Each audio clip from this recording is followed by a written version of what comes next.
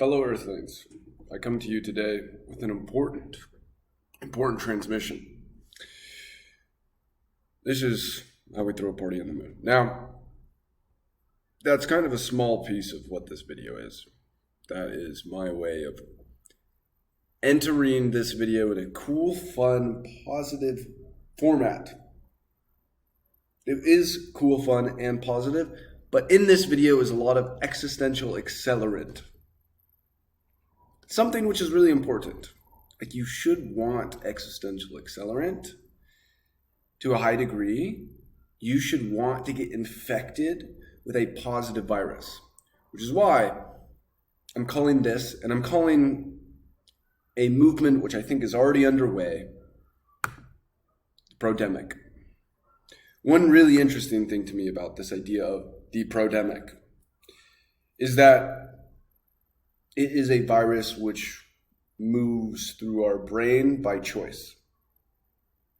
It is something we try to restrict when we have a negative virus.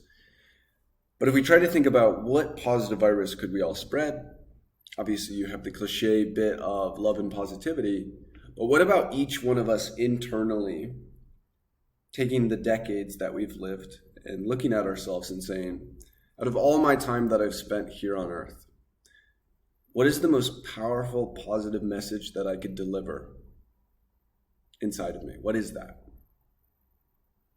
And that might take a day to actually extract all that out of you and organize that information.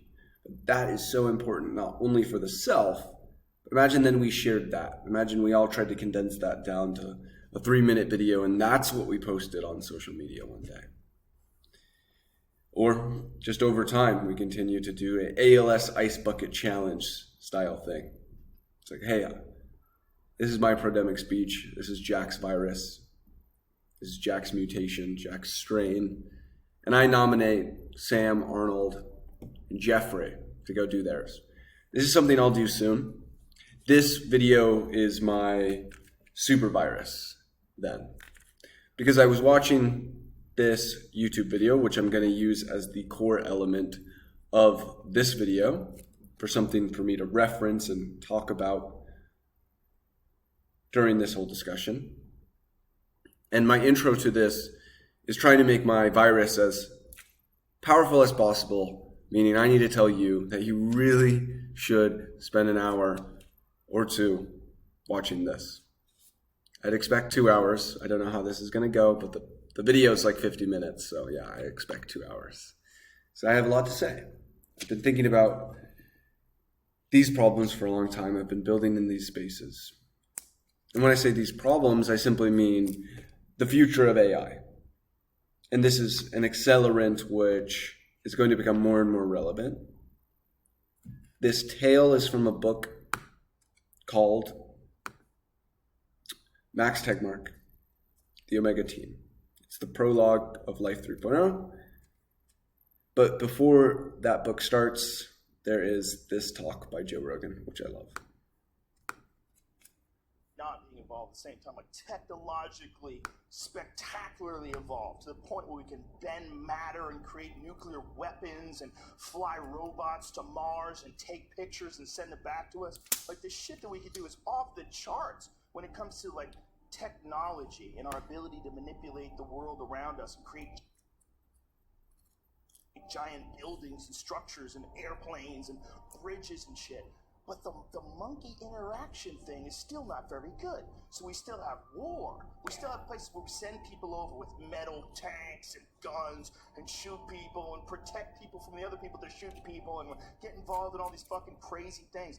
Our physical interactions as organisms are just still in this barbaric stage. We're still in this one tribe going after another tribe stage 20,000 years ago, 30,000 years ago. It's like the same programming.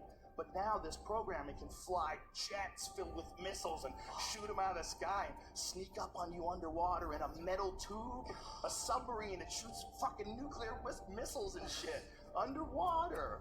I mean, we're in the weirdest flux. We're in this weird sort of unbalanced period in the evolution of the human organism because we can do so much. And put Donald in charge. Yeah, and we're mad about So I love to summarize this. We have the mind of apes, but the technology of gods. This is basically what his rant is about. It's like, holy crap. We are so advanced, and yet we are literally still murdering each other for different stupid reasons. This whole video, the goal of it is to be somewhat of a wake-up call to beat your ape up. Because while we have the minds of apes, we also have a spark of God. Take that for what you will, even if you're non-religious. Take it as, hey, you can create, you can change, you can think about crazy things. Any one of us could start this pro-demic movement, could go make a post on social media that nominates some people in cascades and completely changes the timeline of humanity. That's big. That's meaningful. I'm going to talk more about that and why that's important. There's a couple news flashes here. Newsflash 1. The greatest researchers in the world today are open about the fact that they don't clearly recognize what's going on. This is specifically with AI. They don't really know how it works. It's baffling their minds. And it has moved and progressed far faster than we predicted. Like, it used to be crazy 10 years ago to say that the singularity or AGI would come by 2050. We'll reference a chart from the top researchers of what everyone's predicting, over 1,000 different people, on what the date is now. Fucking everything. We're mad about men who decide they're women who want to use the girls' room.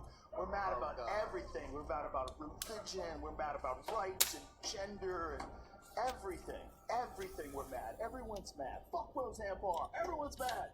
Everyone is so mad. While all this weird personal interaction shit is happening that's distracting the fuck out of us, the more it ramps up, the better AI gets.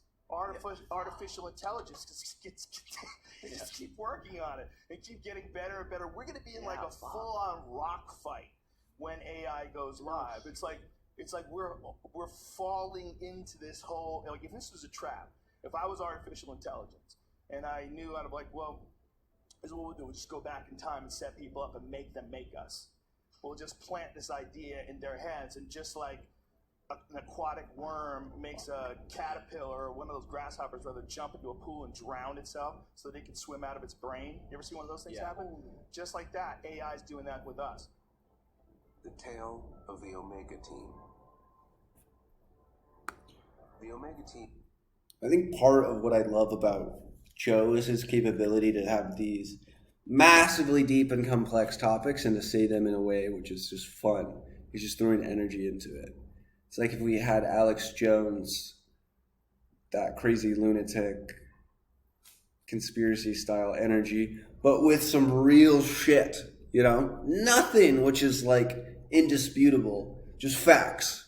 It's actually somewhat of where I feel myself moving towards, because I'm becoming more and more self-actualized on the ideas which I feel necessary for me to talk on and to spread.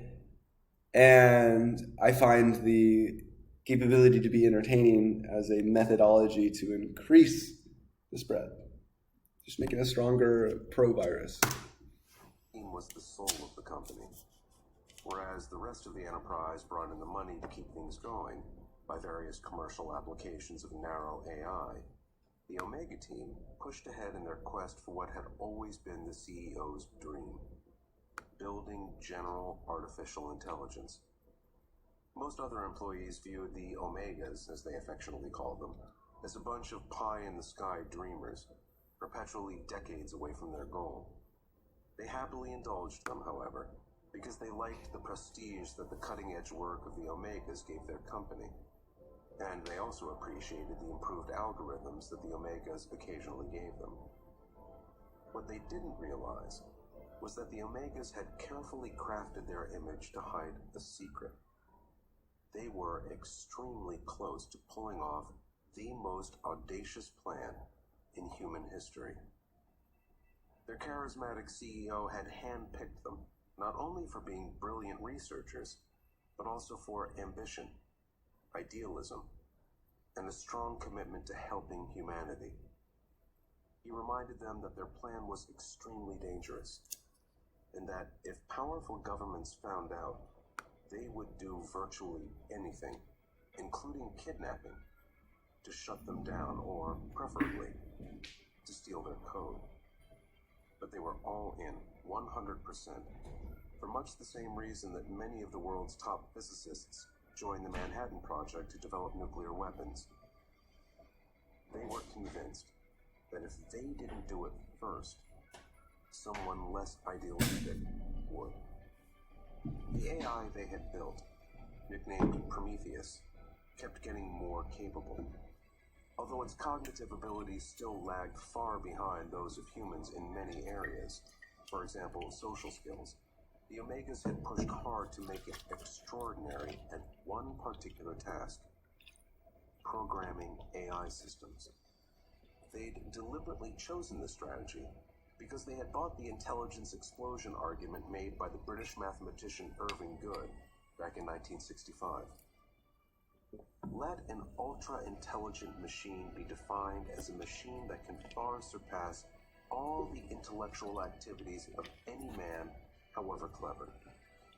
Since the design of machines is one of these intellectual activities, an ultra-intelligent machine could design even better machines. There would then unquestionably be an intelligence explosion. So this fundamental idea is on the nature of humans having created AI. Once we reach the point at which AI itself can help build its better self, we have this recursive feedback loop, because that next generation can then also improve itself. And that's this sort of exponential, which a lot of people are tracking as the point called singularity. So you'll hear singularity coming up more often. Some people also could just call this AGI, which means as good as a human, artificial general intelligence. Singularity is kind of referred to as the point at which we will stop fully understanding what's going on. So it's like newsflash one, the greatest researchers in the world today are open about the fact they don't clearly recognize what's going on, but they somewhat know. Singularity point will be the point when it is above human level, since it became general. And then when you have a general machine, which you can just feed computation into, and you don't have human emotions, and you can scale it not with birth and raising your children and educating them, but by putting your compute power into this thing, you get a recursive type of push. The second newsflash, which I think is super important here, is when it comes to this thinking, some people get so caught up in the scariness of it that the pull of this idea of salvation or everything will be okay totally comes into play. And I do think there's a reason why everything will be okay. But I'll explain why that reason is actually because we rise up and we defeat our apes and we become more resilient as our existential nature of what is happening becomes stronger, and we all recognize the fact that it's important to have these discussions. It's part of the reason why I make this video now. I know it's evergreen.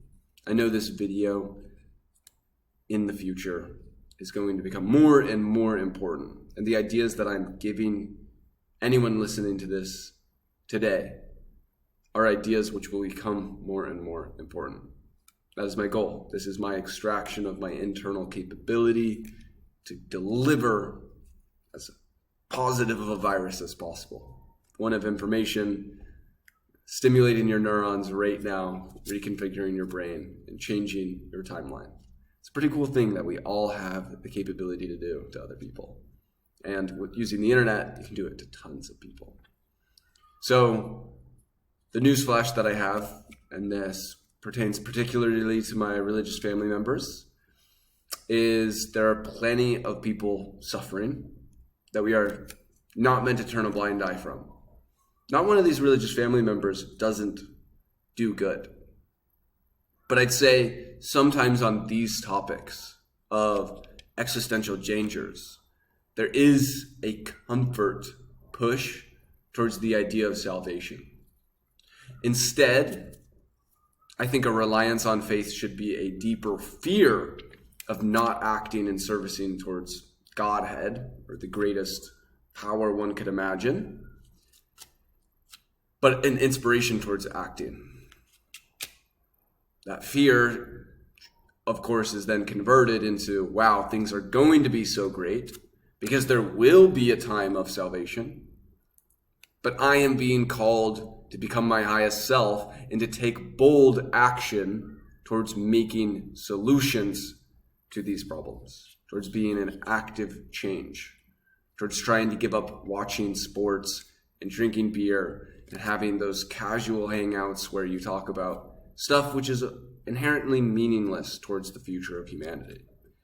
Because if you really believe in eternity or even 100,000 years, then what is a decade or two of focusing and giving full devotion towards that highest power you can imagine? And maybe we'll just find out that that's a heck of a lot of fun. That's what I've found out. It's a main quest. I feel purposeful. I feel far more meaning in my day-to-day than I ever have before. And so we are in this recursive loop already. Us being interconnected by the internet itself and being able to record video and share high-def content to each other is its own loop. Like, we just became interconnected. If we think of our entire human network as a bigger organism, like we're each a cell in a bigger organism's body, then that thing just kind of woke up from the internet, and that's been accelerating rapidly. The world population size is in an exponential. Life expectancy, GDP per capita, percent of people not living in poverty, our energy capture, our war-making capacity, and the percent of people living in a democracy also are following these paths. And then one of the easiest ways to track just tech and production is how our GDP, in the past, I believe, 100 years, it's been an 8x. And that actually points us towards one of the biggest problems in the world. It's the fact that we can 8x GDP, massively increase more growth, but we've also increased inequality so much more as well, that a lot of the world hasn't seen those gains. And that's a fear that one could have about the future as well. There are certain resources which are scarce. Land on Earth, for example, which is getting picked up more and more by the oligarchs and owners versus the people who are becoming more of an indentured servants towards this system. So there's some more paths and things that we could talk about, but right now, what we're diving into is the exponential change of technology. Now, what technology can be defined as is an exponentiator from our thoughts to reality with a goal of solving problems. And so ever since we began solving these problems, once we built a better axe, then we got the tree chopped down quicker, which allowed us to get the wood back to the fire quicker, which allowed people to be more warm together, to fend off, to survive better, to live longer. Exponential components towards solving problems. And so clearly by crafting an intelligence that is somewhat human, that can at least solve problems like a human can do, means we're in the final battle. We're in the final piece of an unlock for technology to move forward. And the intelligence of man would be left far behind. Thus, the first ultra-intelligent machine is the last invention that man need ever make, provided that the machine is docile enough to tell us how to keep it under control. They figured that if they could get... That idea that superintelligence may be misaligned is called the AI alignment problem, something I also plan to cover. This recursive self-improvement going, The machine would soon get smart enough that it could also teach itself all other human skills that would be useful. It was 9 o'clock on a Friday morning when they decided to launch. Prometheus was humming away in its custom-built computer cluster, which resided in long rows of racks in a vast, access-controlled, air-conditioned room. For security reasons, it was completely disconnected from the internet, but it contained a local copy of much of the web: Wikipedia, the Library of Congress, Twitter, a selection from YouTube, much of Facebook, etc., to use as its training data to learn from. For simplicity, I've assumed today's economy and technology in this story, even though most researchers guess that human-level general AI is at least decades away. So this book was written in 2017, 6 years ago. And at the time, the prediction from the craziest prediction book, which is kind of just referenced here, decades away, was Ray Kurzweil, The Singularity is Near. And this was 2050. And this book did an amazing job at kind of pushing it towards 2050. And this book gave me one of the deepest existential crises ever. And I thought, this is so bullish. And it was hard for me, and I struggled to think that 2050 was the date. It's not a struggle for me anymore. It's a struggle for me to have the same date as the new prediction, which has come forward with the advancements which have advanced far faster than even the top researchers and the predictors who were seen as batshit crazy for predicting things happening so soon as happening. And so that should just be evidence for the future of going in an exponential. That's kind of expected, is that we cannot predict how fast that exponential happens because our brains are built for linear thinking. So we're like, yeah, the past 10 years, that should be how the next 10 years should happen. But we don't factor in is, oh yeah, the past 10 years, we onboarded 5 billion more people to smartphone devices, upgraded our internet speed by, X and X, et cetera, et cetera, et cetera. We didn't have TikTok. We didn't have Instagram Reels. We didn't have YouTube Shorts. We didn't have these algorithms. We didn't have so much stuff that has now been a new accelerant towards the way that culture is shaped, the way information is shared, the way the world thinks. So this idea, of course, of recursive self-improvement, I'd like to also reference the fact that Sam Altman just did an interview. If you want to look it up, you can look up SOHN 2023, Sam Altman. And he talks about how GPT-4 can improve its own training data today. So that marker is here. And that's not super, super fast. It still takes a while to train the next model.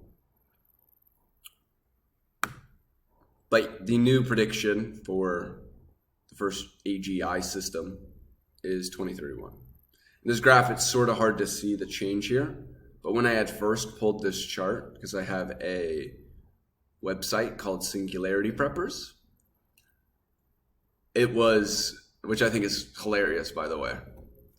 Because like Doomsday Preppers, I saw as like so freaking crazy and dumb. And it's like, wow, there's something we should prep for. And I like the term singularity, so it's fun. Precipice Preppers is another fun name. Anyways, it was November when I first pulled the chart, and that's where it was 2040.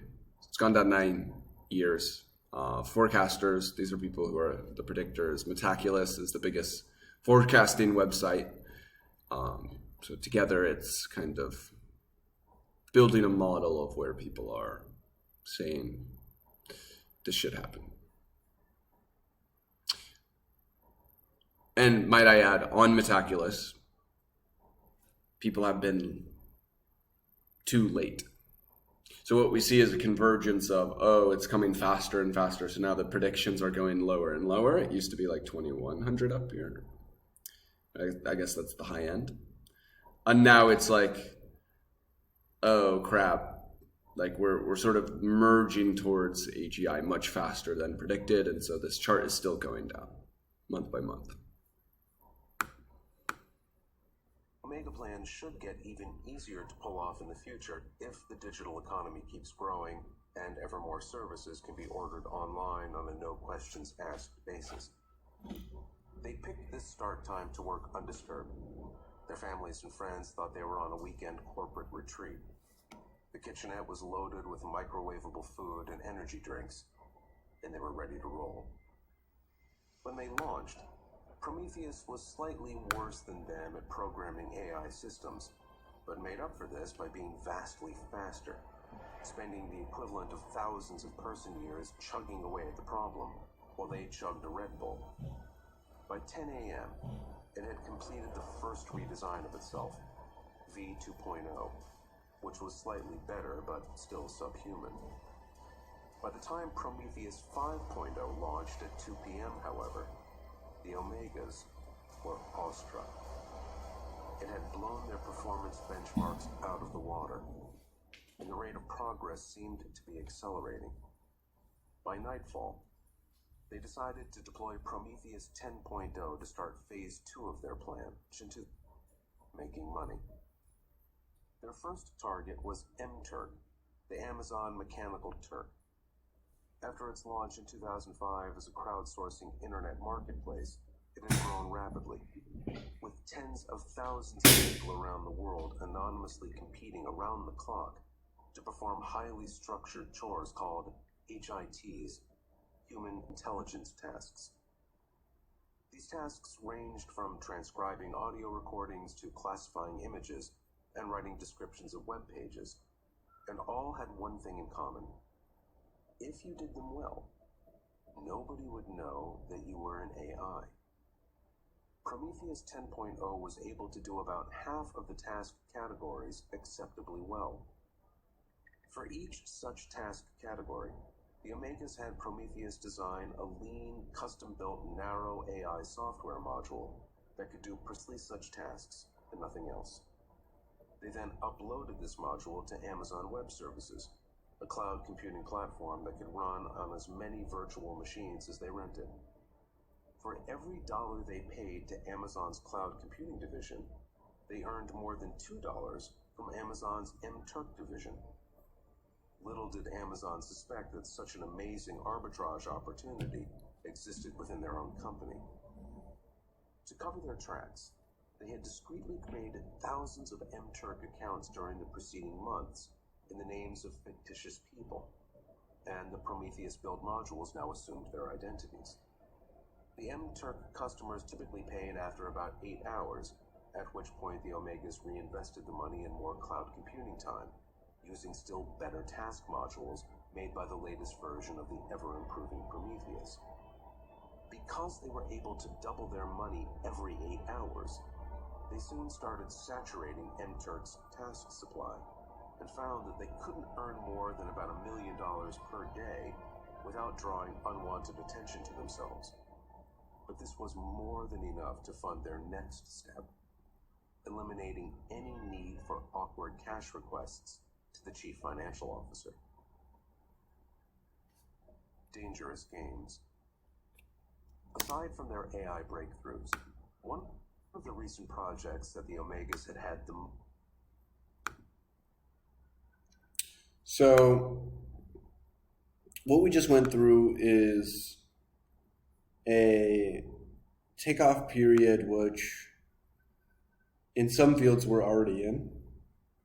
And that's this idea of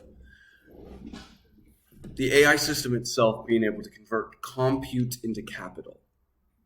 And so this is its own feedback loop. Okay, if we can spend $1, we can get $2 back. Then we can spend those $2, we get $4. And that's limited by the actual thing or field you're operating in. So MTurk here is what was used, which is an Amazon platform where any person can sign up and do kind of simple tasks and get paid for it. Some people think that the current YouTube bots, if you're on YouTube, you'll see in the comments these scammer bots, which are actually pretty advanced. They think it's somewhat of a just neural net basis. self-optimizing itself in order to scam funds. And so they're paying money to run this thing. They've obviously set the goal space of make comments on YouTube, try to drive traffic here and get people to send money here. But its persuasion techniques seem to be potentially not human-backed, but on a protocol level, which simply means it is running different ad campaigns and then understanding what to potentially switch or what's working. And that capability really increases as the core intelligence increases, as the rationalization capabilities increase.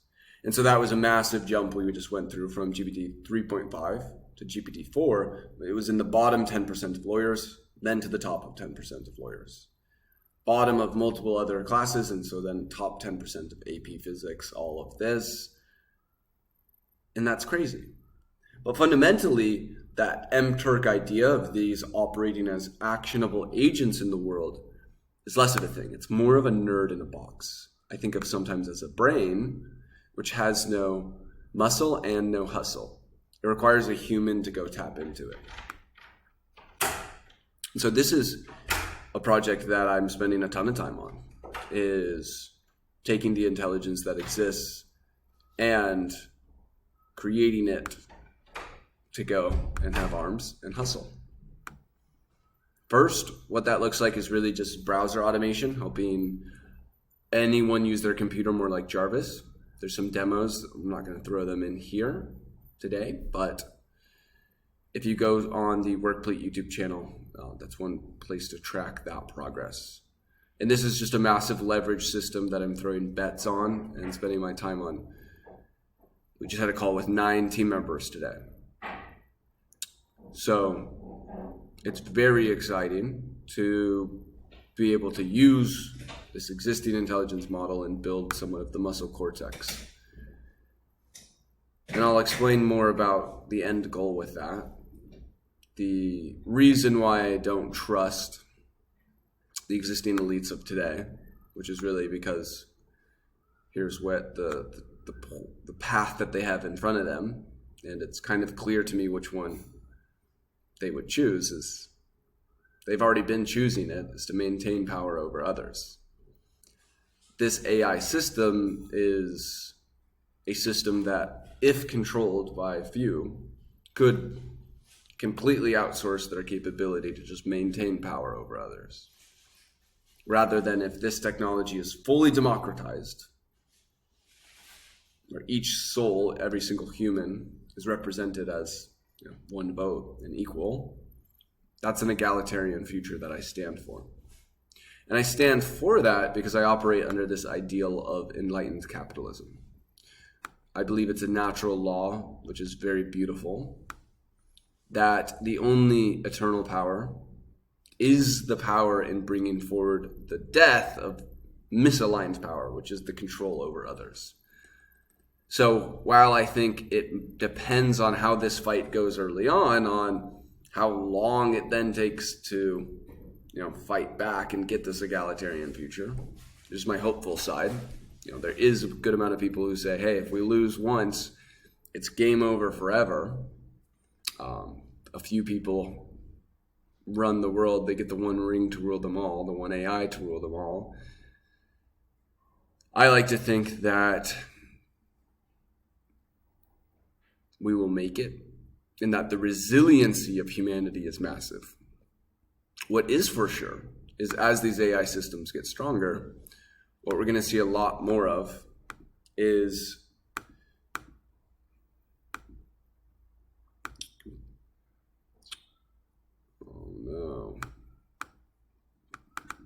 I have a frozen slide deck.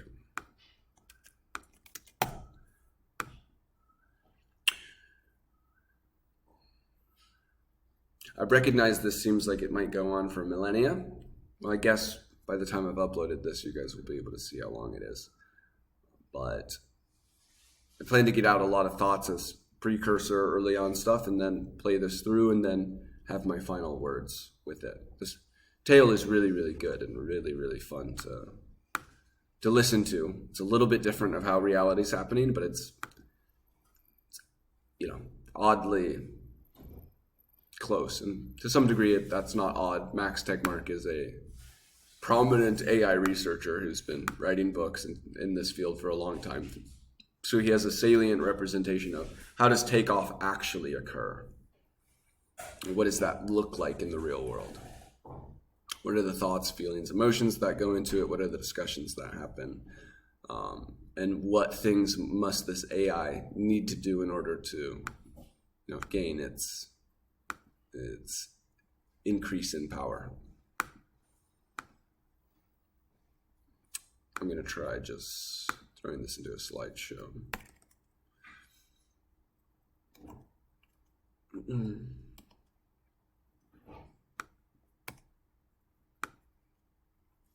So this video is an existential accelerant. It's kind of a wake-up call towards, hey, this stuff is happening.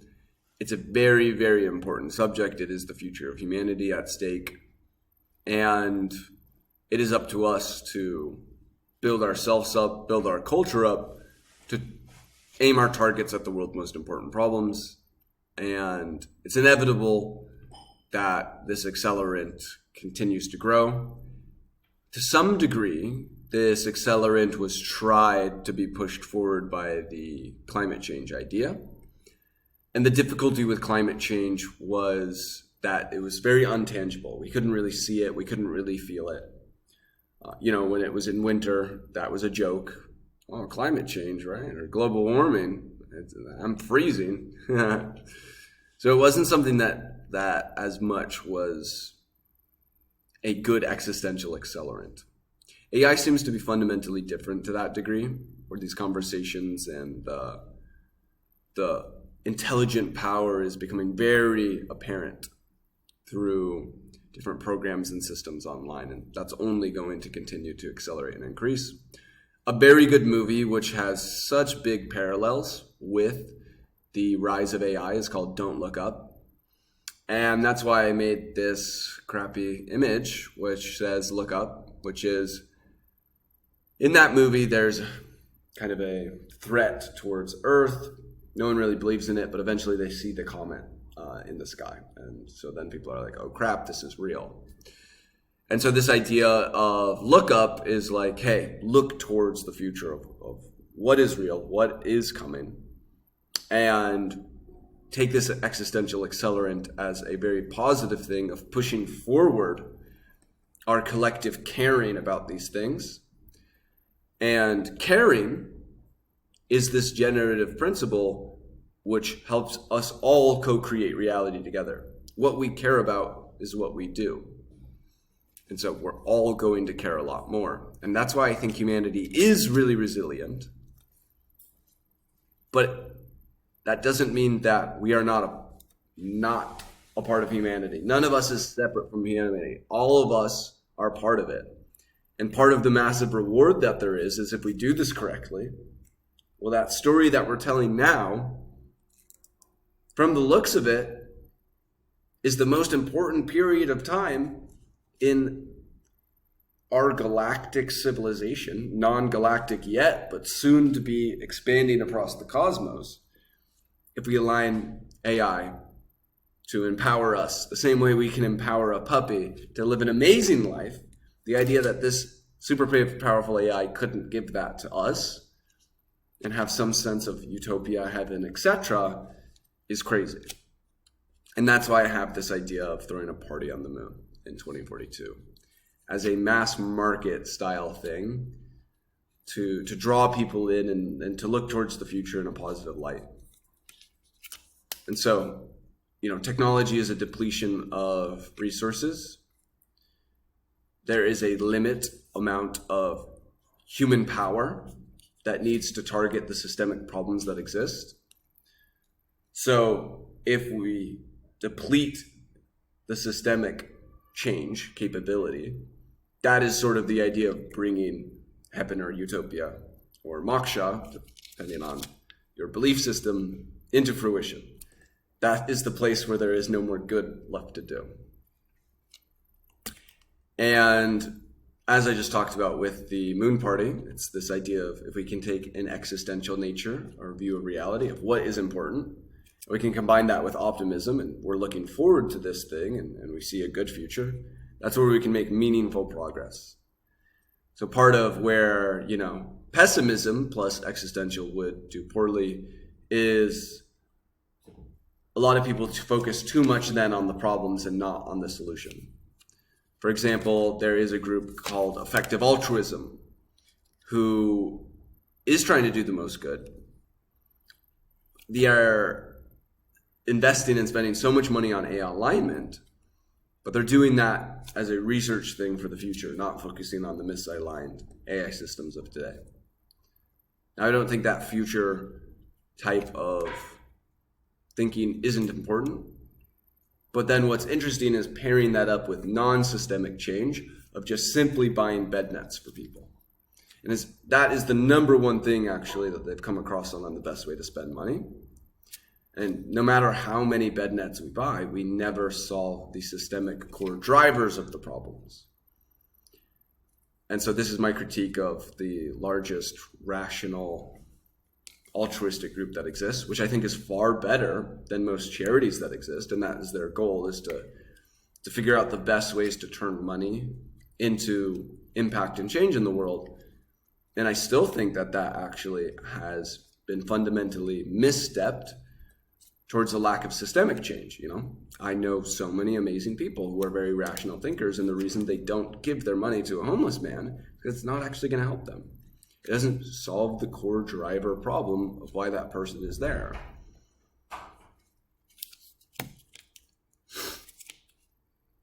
So, as the world starts to recognize what's happening, I do think it's important that we seed the education of these discussions. Anyone watching this is now getting a master class of what I've learned by mainlining all of this deep stuff, and I've tried to distill it into a more easy to understand idea. I think it's interesting that hippies, or these people who have taken lots of psychedelics, have collectively approached this idea of we're all one and everything's going to be okay, and that's really because they've shed their egos. Is that they see what it looks like when you realize you're just a part of a bigger system and you're there to serve that bigger system. And they see the fact that it is literally all about just realizing together that we can come together and fix the big problems of today. And of course, there still is a lot of work when it comes to doing that. But it's simply to say that as humanity, we can do that if we simply care enough. And the reason why a lot of kind of hatred then pushes towards government is the realization that the limitation of our representation and our capability to change stuff is from this larger government structure, which impedes actually a lot of our representative power that could exist today. Now, democracy was given its best shot at the time with the technology that they had, but today it's a lot different of what is possible. And these discussions are boiling up too. I don't vote, but I have a big push on systemic change of increasing representative power in the government. Since I'm on this topic, I'll just give the basis of why you shouldn't think that's crazy, but why you should actually figure that this is a non-subversive tactic and legal way to create real democratic function where each person is far more represented, is the fact that any, influencer who's not a politician but can get tons of votes, just like Trump to some degree was, can agree on saying, I am going to give my power, I'm going to use the power of the seat that I hold and vote according to what this app votes on.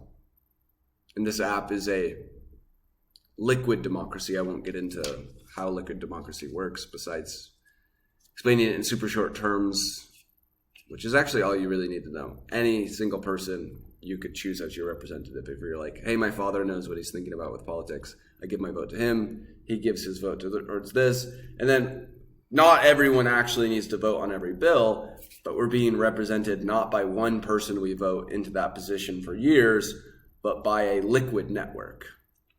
And so then we can also change that. There's more transparency on all these votes, and so people can dive into this and try to earn more people's votes, and it creates a culture which is empowered towards co-creating the better nation. I think a lot of caring doesn't exist because a lot of people feel powerless because of government today. So I'm diving into tons of different topics, and these are all important topics that I've written about on systemicaltruism.com. This is the movement that is, being brought forward in my response to what is the greatest person I can become and what is the greatest change I can affect. I think movements are a big part of that. And I see that as a representation of, relative to EA, which was and is a very effective movement. Where I see a bit of difference in thinking of what is the most effective is just a pure focus on the symptoms, a pure focus on the causes, not of the symptoms. So we want to find the driving problems of other problems and not just try to fix the problem that exists.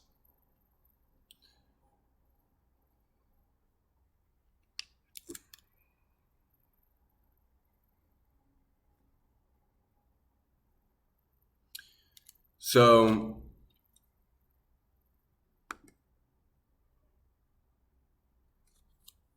here is one of the scary facts. A lot of the elite people of today are not operating under a principle of maximize empowerment of others as their power. There's not a lot of enlightened capitalism happening. Most of the elites today, if they could press a button which said, make my power over others last as long as possible in front of them, they would see that as a positive choice for their power.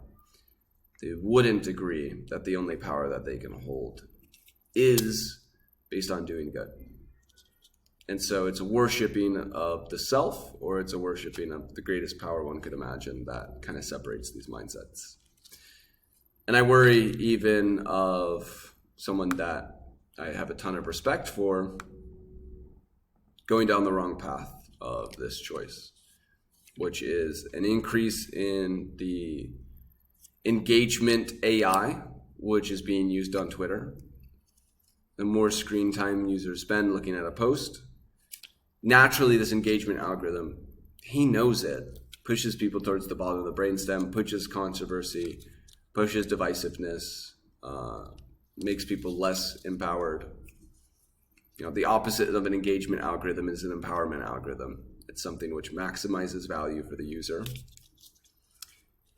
I just had a call with the founder of Mozilla AI about this, and I'll go through that at the end of this video.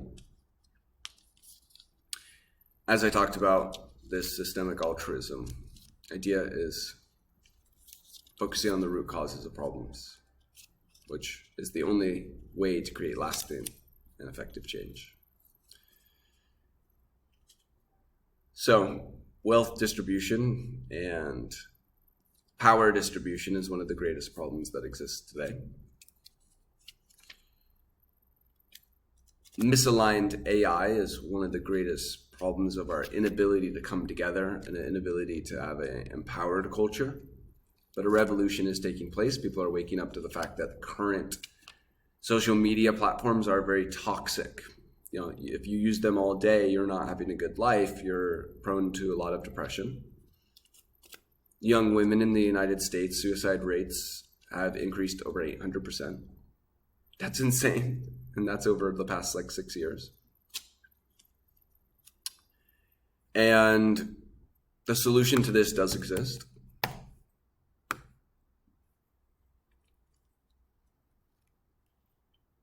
It's what I talked to Moez today, founder of Mozilla AI, who's connecting me with some of the Mozilla Foundation team. I am choosing whether or not to file this as a nonprofit based on, well, it might actually be easier to get capital in to build this product if it's through VC funds. So I'm exploring both options. My goal is literally just to push it forward. I don't care about any potential future funds. I spend all of my money always towards trying to maximize the amount of impact I am having in the world. And that is my karma farming nature. That is my belief that all of this good is more valuable than, ever owning a house or something like that, which at this time is, to me, ridiculous. I do think any rational person should, who looks towards like a higher power or believes in enlightened capitalism would do a mortgage or a lease and rent back program. There's different ways to liquidate an asset and then stay in the house, of course. So this problem, which I just showed for Musk, this problem I talked about earlier of AI alignment. Today, AI runs our entire world of sharing information on all social media platforms. So the idea is, what if we created an algorithm that did the opposite of extracting maximum value from the user? And we try to use media and the interconnected nature of getting more and more data to provide maximum value to the user. And this has never been more important. I'll show you a new chart that we just got in today. We had a little crash happen there. Basically, this chart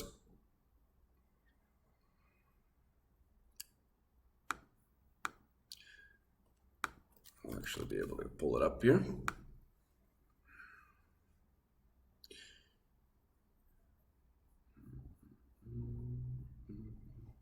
There it is. Look at that. Over time, we have gotten stronger and stronger algorithms. So if we have the maximize extraction algorithm, this engagement algorithm, which pushed these suicide rates up so much, we have on the bottom increasing rapidly. And now with AI generated content and AI editing systems, it is easier and easier for people to create better and better content. And so we're pushing further towards, today, the depression rates have risen 800 to 900% for people. People are spending 9-10 hours a day on an app. They have thousands, tens of thousands of data points on every single one of us, building a voodoo doll of us to try to decide which video they can feed us to make us stay on a platform longer. And what makes you stay on something longer? Something which disempowers you, so you do nothing but use the app.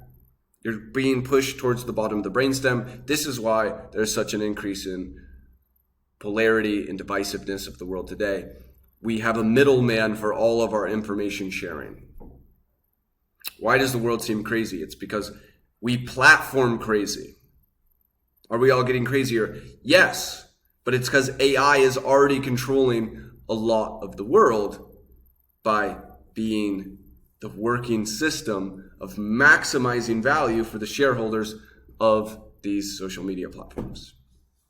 But, doom pill, and now the bloom pill, we can do the opposite. We can build an algorithm on an app which tries to surface the most exciting and empowering videos. And this isn't some just deck an idea. Boom, I'm opening the White Pill app. We have 4 of these apps out. But if we don't try, then what the fuck is stopping us from just throwing ourselves off a bridge?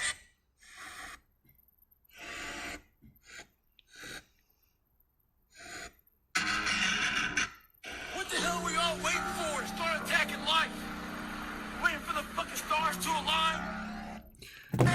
So I don't think this is the best in the world. This is a new app with not a ton of users that I'm self-funding and figuring out how to continue to push forward while I do all this other stuff and try to disseminate information and build a movement, which is exciting.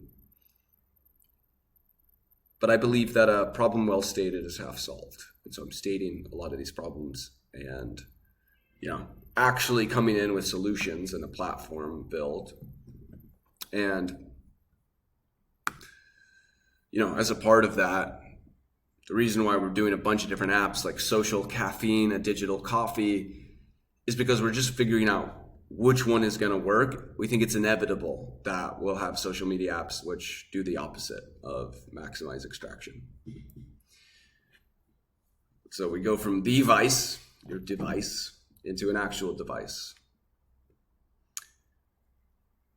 And the app works by when you do find a video which you love, any AI system which doesn't utilize directed human feedback will be misaligned if it's just taking an outside stat other than you saying, yes, this is empowering for me. And so that's why we built a button in where I say, yes, exit. And that allows us to then rank the videos every single day of which ones got people to leave the app,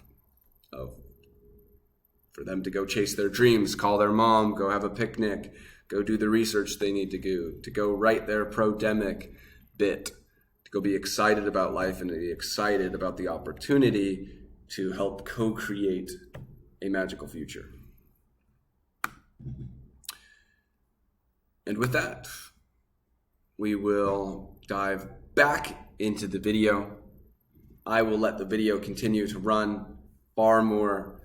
I've got my deck fully out of my mind here, and maybe I'll chime in on some certain points that I feel I can add value to the whole viewing situation.